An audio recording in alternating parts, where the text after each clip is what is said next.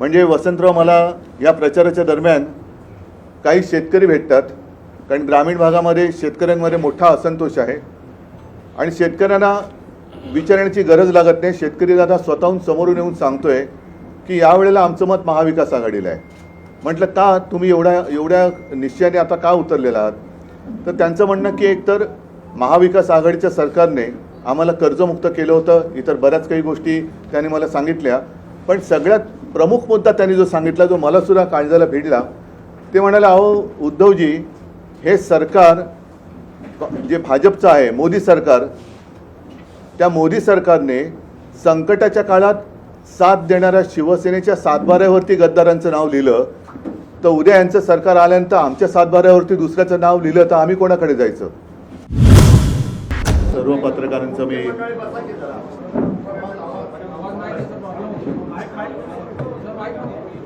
Mic नको, अरे जरा तुम्ही शांत बसा, नाही तर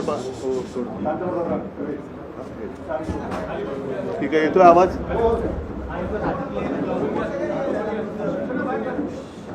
सर्व पत्रकारांचं मी स्वागत करतो.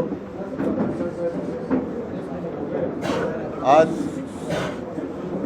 ही पत्रकार परिषद मी महाविकास आघाडीचे आपले उमेदवार वसंतराव यांच्या समर्थनार्थ किंवा प्रचारासाठी घेतली आहे,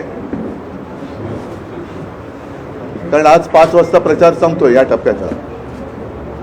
माझी पण इच्छा होती, ह्या सर्व माझ्या कार्यकर्त्यांची, काँग्रेसच्या, राष्ट्रवादीच्या सर्व मित्रपक्षांची इच्छा होती की एक सभा, जाहीर सभा नांदेडमध्ये घ्यावी, पण वेळेची जरा खेचाखेची सुरू आहे. त्यातून मध्येच पाऊस येतो. कालच्या सभेत सुद्धा पाऊस कसा आला आपण पाहिलं. आणि वसंतरावांना मी विनंती केली, कमल किशोरजी तुमचं सुद्धा स्वागत करतो, सगळ्यांचंच स्वागत करतो मी. त्यांना विनंती केली की माझे सर्व शिवसैनिक तुमच्या विजयासाठी अथक प्रयत्न तर करणार आणि तुम्ही विजयी तर नक्की होणारच आहात, पण वेळेची थोडीशी ओढाताण लक्षात घेऊन आपण जर का प्रेस कॉन्फरन्स घेतली तर बरं होईल. आणि वसंतरावजी, आपण सुद्धा मोठ्या मनाने त्याला मान्यता दिलीत, त्याच्याबद्दल धन्यवाद देतोय. साधारणतः 19 साली देशात किंवा राज्यात पहिल्या प्रथम महाविकास आघाडीचं सरकार हे स्थापन झालं. मी पहिल्या प्रथम हा शब्द एवढ्यासाठी वापरला कारण काँग्रेस, राष्ट्रवादी आणि शिवसेना हे 2 टोकाचे 3 पक्ष होते, ते एकत्र आले, सरकार स्थापन केलं. त्याचं नेतृत्व माझ्याकडे होतं. मला 2.5 वर्षामध्ये काँग्रेस असो, राष्ट्रवादी असो, सर्वच मित्रपक्षांनी अत्यंत उत्तम सहकार्य केलं. मधल्या काळामध्ये जी गद्दारी झाली, ती गद्दारी झाली नसती तर आज सुद्धा हे सरकार महाराष्ट्राला खूप पुढे घेऊन गेलं असतं. आता मात्र पहिल्या प्रथम आम्ही एकत्र येऊन निवडणुका लढतो आहोत, कारण हे सरकार असं होतं की निवडणुका आम्ही वेगळ्या लढलो होतो आणि सरकार स्थापन केलं होतं. अत्यंत चांगला ताळमेळ जसा त्यावेळेच्या सरकारमध्ये होता, तसाच अत्यंत चांगला ताळमेळ आत्ताच्या आमच्या या निवडणुका लढण्याच्या प्रचारामध्ये दिसून येतो आहे. मी काल परभणीची सभा घेतली, परवा वर्धा आणि अमरावतीमध्ये सुद्धा दुपारची सभा होती, ती हॉलमध्ये घ्यावी लागली आणि बाहेर मंडप टाकण्यात आला. एकूणच काय की सगळीकडे सर्व मित्रपक्षांचे कार्यकर्ते हे जोमाने आणि एकदिलाने महाविकास आघाडीचे उमेदवार जिंकून आणण्यासाठी प्रयत्न करत आहेत.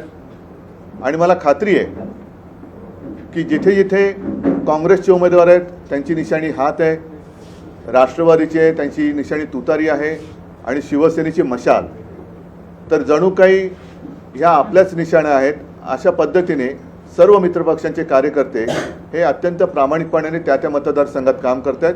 आणि एवढी एकजूट, एवढी एक जिन्सीपणा आल्यानंतर विजय हा निश्चित असतो. एकूण जर का तुम्ही पाहिलं तर देशामध्ये हुकुमशाहीच्या विरुद्ध एक लाट उसळलेली आहे आणि सगळ्यांच्या मनामध्ये भीती आहे की हे घटना बदलतील, हे संविधान बदलतील. आणि गेल्या काही वर्षातली त्यांची वाटचाल ही तशीच दिसते.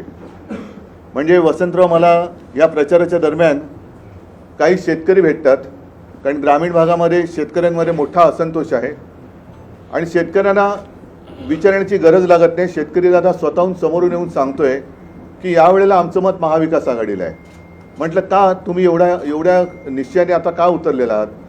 तर त्यांचं म्हणणं की एकतर महाविकास आघाडीच्या सरकारने आम्हाला कर्जमुक्त केलं होतं, इतर बऱ्याच काही गोष्टी त्यांनी मला सांगितल्या, पण सगळ्यात प्रमुख मुद्दा त्यांनी जो सांगितला, जो मला सुद्धा काळजाला भिडला, ते म्हणाले अहो उद्धवजी, हे सरकार जे भाजपचं आहे, मोदी सरकार, त्या मोदी सरकारने संकटाच्या काळात साथ देणाऱ्या शिवसेनेच्या सातबाऱ्यावरती गद्दारांचं नाव लिहिलं, तर उद्या यांचं सरकार आल्यानंतर आमच्या सातबाऱ्यावरती दुसऱ्याचं नाव लिहिलं तर आम्ही कोणाकडे जायचं? म्हणजे आता त्यांना ही भीती वाटायला लागले की ज्या मोदीजींनी इथूनच नांदेडमध्ये आले होते का आणखीन कुठे शिवसेनेला नकली सेना म्हटलं, मग ते बोलले तुमच्या नावावरचा सातबारा, त्या सातबाऱ्यावरती खाडाखोड करून निवडणूक आयोगाच्या माध्यमातून यांनी सातबाऱ्यावरचं नाव बदललं, उद्या आमचा सातबारा खोडला आणि त्याच्यावरती दुसरं उपऱ्यांचं नाव लिहिलं तर आम्ही काय करणार? म्हणजे हा आता सातबारा बदलण्याचा एक जो धोका आहे हा शेतकऱ्याच्या लक्षात आलेला आहे. म्हणजे ते म्हणाले की तुम्ही एवढे सहकारी कठीण काळामध्ये तुम्ही त्यांच्यासोबत राहिलात आणि तुमच्याशी जर हे असे वागले असतील आणि वागत असतील आणि तुम्हाला आता नकली म्हणत असतील तर उद्या आम्हाला हे नकली शेतकरी म्हणतील, आमचा सातबारा चोरतील, आमची जमीन चोरतील आणि आम्ही काय करणार? कारण दात कोणाकडे मागणार? तर हा एक मोठा धोका हा त्यांच्या मनामध्ये दिसतोय. म्हणजेच काय की एकतर संपूर्ण 10 वर्षाचा नाकर्तेपणा यांच्या समोर आहे, त्याच्यानंतर यांची हुकुमशाही, जसं सुरतेमध्ये एक जादूच झाली म्हणायची, की सुरतेमध्ये जादू झाली आणि भाजपचा उमेदवार बिनविरोध जिंकला, ही अशी जादू करायला लागले तर आम्ही आणि सर्वसामान्य लोक काय शिल्लक राहणार? हा त्या शेतकऱ्याचा प्रश्न आहे. त्याच्याकडे माझ्याकडे उत्तर नाही, पण शेतकऱ्याकडे उत्तर आहे, ते म्हणजे महाराष्ट्रामध्ये महाविकास आघाडी आणि देशामध्ये इंडिया आघाडी. तर अशा पद्धतीने ही निवडणूक होते आहे. एक घटना बदलण्याची, संविधान बदलण्याची भीती ही सर्वसामान्यांच्या मनामध्ये खोलवर रुजले, कारण यांनी गेल्या संसदेच्या अधिवेशनात समोरचे विरोधी पक्षाचे जवळपास 150 खासदार हे निलंबित करून आपल्याला पाहिजे तसं मनमानी करून काही कायदे हे पारित करून घेतले.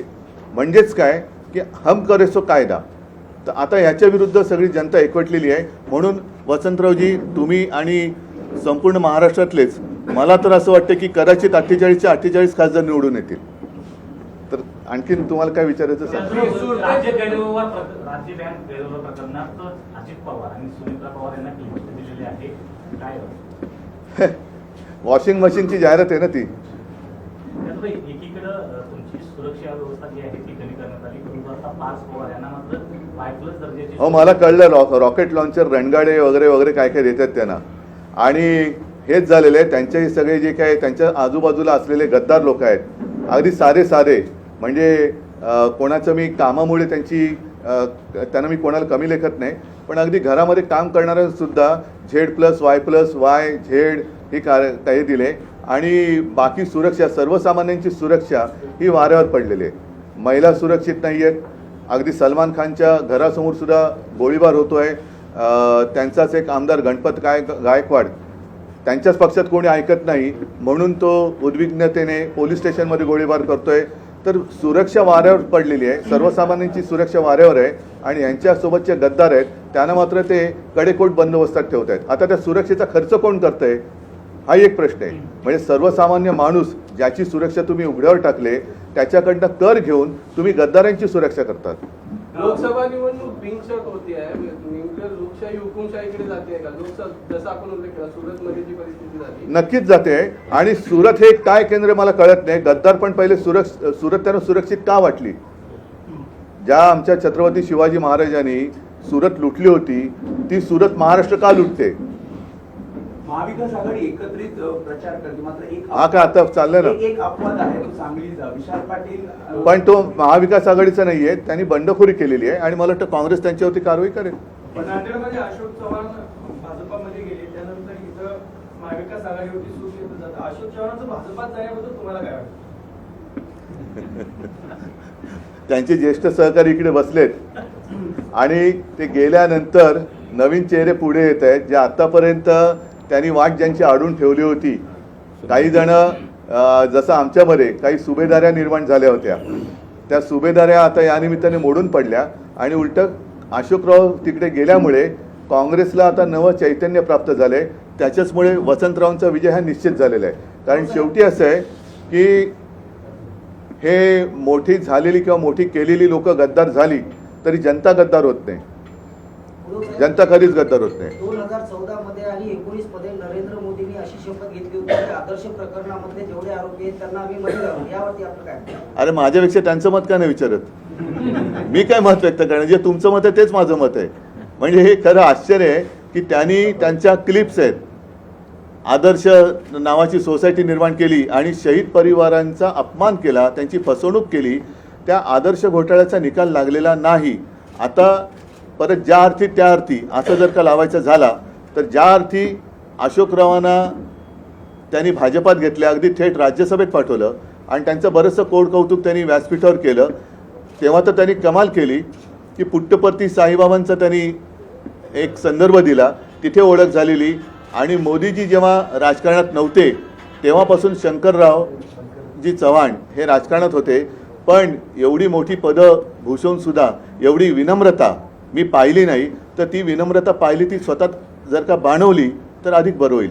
आणि ह्याचा अर्थ आता असा आहे की तुम्ही जर का तेव्हा म्हणाला होतात की शहीदांच्या परिवाराला फसवलं, तर त्या फसवणुकीमध्ये भाजप आता सामील झाला आहे असंच माझं ठाम आणि स्पष्ट मत आहे. मुख्यमंत्री एकनाथ शिंदे यांनी तुमच्यावर एक गंभीर आरोप केलेला आहे की घटनाबाह्य लोकांवरती मी बोलत नाही. त्यांचं असं थेट म्हणणं आहे की महाविकास आघाडीच्या काळामध्ये मला वारंवार अपमान व्हायचा. महाविकास आघाडीतले मी घटनाबाह्य लोकांवरती मी बोलत नाही. त्यांना जसं सकाळी स्क्रिप्ट येतं ते कणून कणून बोलतात आणि कणून असं जे बोलतात ते कणून कणून म्हणजे कुंतत बोलत असतात ते.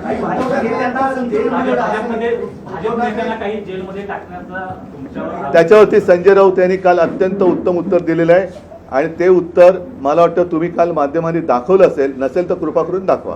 उद्धव ठाकरे यांचे संतुलन बिघडले असे मुख्यमंत्री म्हणाले. हा, उद्धव ठाकरे यांचे संतुलन बिघडले असे मुख्यमंत्री म्हणाले. मी घटनाबाह्य लोकांवरती बोलत नाही आणि लोक त्यांना काय म्हणतायत हे जनतेत गेल्यावरती त्यांना कळते. महाआघाडीच्या किती जागा येतील महाराष्ट्रात? 48. आम्ही सगळ्या जागा लढवतोय आणि सगळ्या जागा जिंकण्याच्या ईर्षेने आणि जिद्दीने लढवतोय.